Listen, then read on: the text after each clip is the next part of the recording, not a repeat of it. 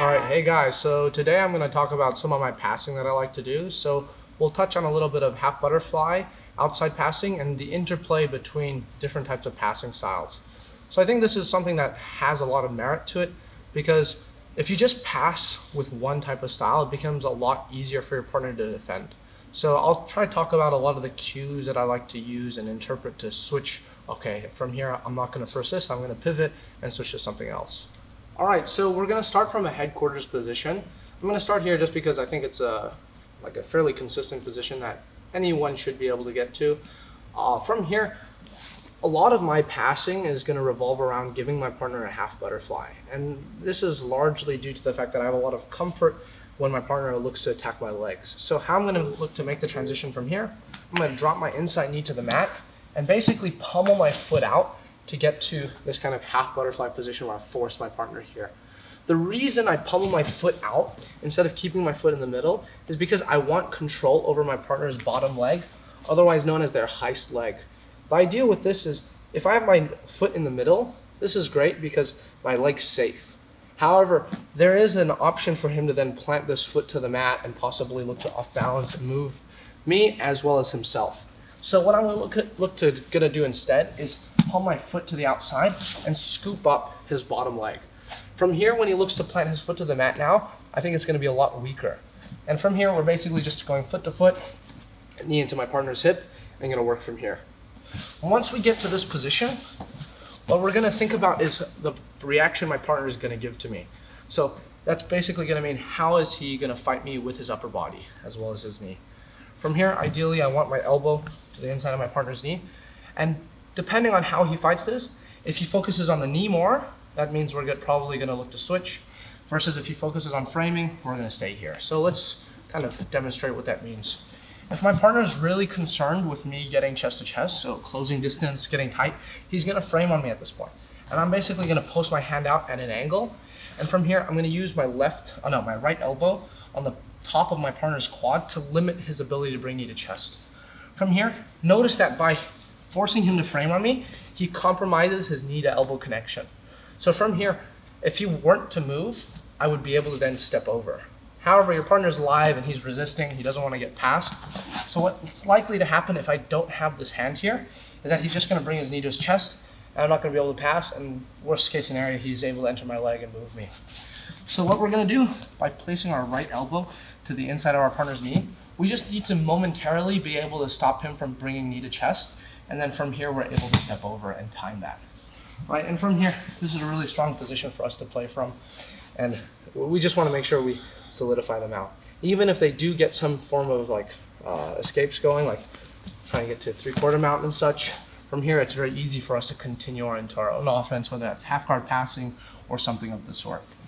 However, a reaction that we're likely to get that can be very problematic is that our partner just focuses on keeping their knee to chest. So he's not even gonna frame, but he's just hugging his own knee to his chest. In a situation where they don't frame, ideally we can get chest to chest. So just keep everything tight. From here, we can just get chest to chest. But if they're a very good training partner, what they're gonna do is really hug their knee to their chest. So even when I do get chest to chest, there's always a knee inside. So this is gonna be very problematic for me. So what I'm gonna look to do, this is a sign for me to pivot instead of persisting, where I'm gonna look to pummel my hand in between the quad and rib. And from here, I almost want to drop my shoulder. Notice here, I wanna drop my shoulder as I lift my hips. What this is gonna do is it's gonna limit my partner's ability to extend his butterfly hook.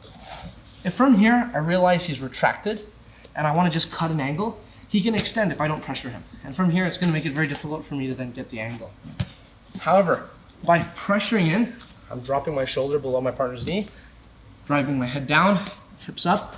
Now when he tries to extend to keep me attached to him, it's actually very difficult. And from here, we can start looking to take side steps, or in my case, I prefer doing a back step to then cut an angle to flank my partner.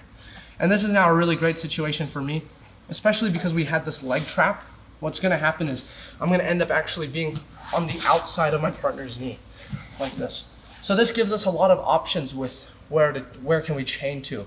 From here, if we'd like, we can go towards leg drags. If he manages to face me, from here we just do our flank passing. From the flank, there's so many things we can consider. From here, knee cuts are great options, Toriandos are great. However, my main goal from here is to actually, instead of focusing on the pass, focusing on maintaining this passing position. So this is very much demonstrating this idea of camping that I'm sure many of you guys heard, but it's basically looking to maintain an advantage over time for the purpose of fatiguing my partner. So notice in this position, he doesn't have a guard. So if I can just focus on staying here and making it hard for him to get back to a guard, this is gonna be very strong for me. So he fights out, he tries pushing me away and such. This is really tough for him. So by doing this over a long period of time, similar to what we talked about in the past, our partner is going to frustrate and fatigue. And this is what's then gonna open up opportunities for us to either change to other forms of passes like we were talking about just now, or even start looking to move to north-south. All these are great options. But lastly, how I kind of want to present this to you guys so you can see how this connects is a very common, let's say I've done a poor job of making sure he can't retain. One of the very common ways your partner is going to look to retain is through a high leg, right, where he pummels like a lasso type movement. What I really like to do when I encounter this, usually I try to prevent it and I try to keep it out. But if my partner does manage to get this in, what I'm then going to look to do, dropping him onto this near side hip, I'm basically going to look to go back and feed him into a half butterfly. And from here, we're doing the same thing where we're going foot to foot, trapping his highest leg. And from here, we can reset back into the same thing. So notice how we're in the same position, but now on the opposite side. And from here, if we encounter the same reaction, right, we want to basically leg trap, turn an angle, and we reset.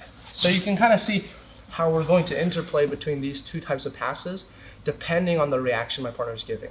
I think this is one of the most important things in regards to passing is understanding when to persist and when to switch. Because if you just keep trying to do the same thing over and over and your partner is defending, this is probably a recipe for not doing anything. So hopefully you guys understand how I like to interplay the half butterfly with the flank passes. I hope you guys enjoy. If you want to see similar content like this, please like and subscribe.